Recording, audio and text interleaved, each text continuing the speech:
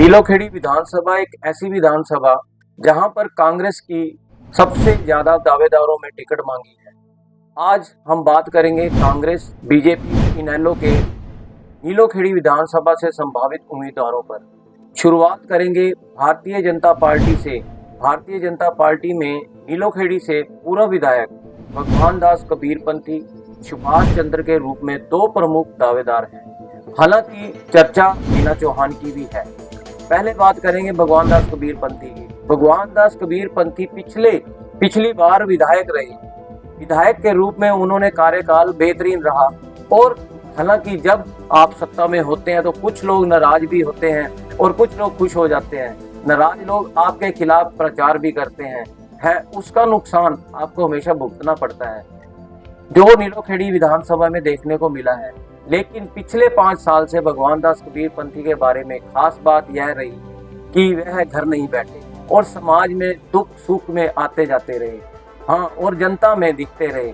इसके अलावा आज भी भगवान दास कबीरपंथी तरावड़ी की एक तंग गली में रहते हैं, यानी कि विधायक बनने के बाद भी और विधायक ना रहने पर भी उनकी जड़ें हल्के में।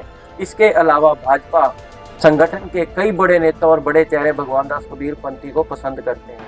हालांकि भाजपा में मायने नहीं रखता किसी नेता निजी पसंद, लेकिन यदि आपके पास हल्के में वोट है और उसके बड़े नेता आपके साथ हैं, सोने पे सुहागा कहा जा सकता है।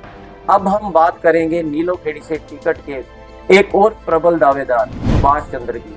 सुभाष चंद्र पिछले 10 सालों से स्वच्छ भारत मिशन हरियाणा के अध्यक्ष हैं।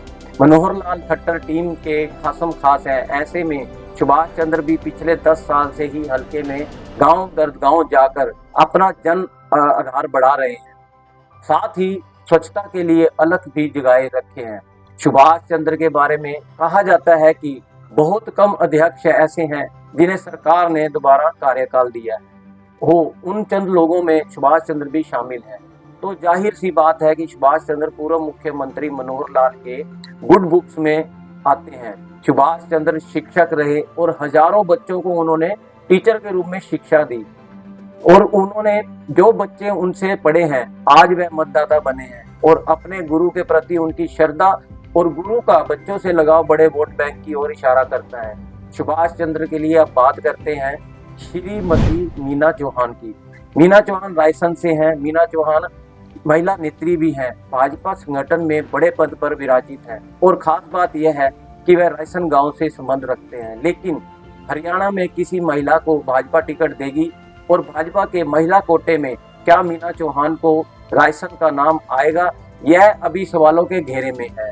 अब बात करेंगे कांग्रेस पार्टी की सबसे और दावेदार जो टिकट के दावेदार है लंबी कतार में है, लेकिन बड़े नाम सामने आ रहे हैं। उनमें धर्मपाल गोंदर, प्रोफेसर राजेश वैद और जसवीर बाल्मीकि हैं।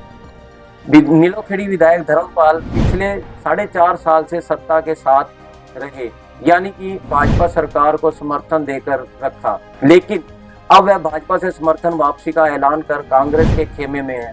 धर्मपाल गोंदर गरीब का दर्द समझते हैं, घर आए हर शख्स का सत्कार करते हैं और कोशिश करते हैं कि सभी का काम करें, लेकिन सभी का काम नहीं हो सकता, ना वह कर पाए। ऐसे में उनसे नाराज लोगों की भी बड़ी तादाद है, लेकिन आज भी धर्मपाल गोंदर एक मजबूत दावेदार है।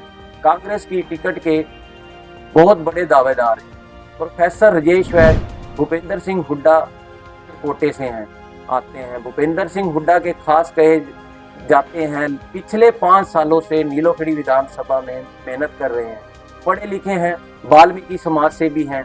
ऐसे में प्रोफेसर राजेश वैद का 5 सालों का हल्के में ट्रैक रिकॉर्ड उन्हें मजबूत दावेदारी के रूप में स्थापित करता है। लेकिन जाहिर सी बात धर्मपाल गोंदर और राजेश वैद दोनों भूपेंद्र सिंह हुड्डा से हैं। ऐसे में भूपेंद्र सिंह हुड्डा के लिए भी धर्म संकट रहेगा। वे अपने किस सैनिक को मोर्चे पर भेजते हैं और किसको बैरक में रखते हैं। कांग्रेस के एक और संभावित जिला परिषद सदस्य जसवीर बाल्मीकि शैलजा गुट से हैं। जिला परिषद सदस्य हैं, बृद्धभाषी हैं और कांग्रेस के सक्रिय उम्मीदवार हैं।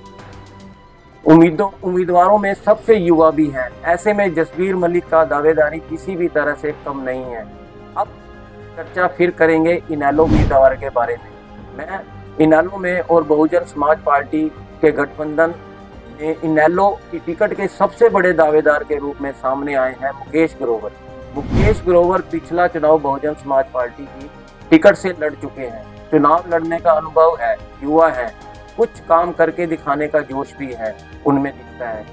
इनेलो पार्टी जैसा हमेशा कार्यकर्ता का मान सम्मान करती है। वहीं जहां दिखता है इनेलो के कई बड़े कार्यकर्ता नेता मुकेश ग्रोवर को आशीर्वाद देते दिख रहे हैं। तो दोस्तों, राजनीति की चर्चा जारी रहेगी। आप भी अपने सुझाव दे सकते हैं। कोई नया उम्मीदवार है, उनका नाम कमेंट में कर सकते हैं और इस पोस्ट को शेयर जरूर कीजिए।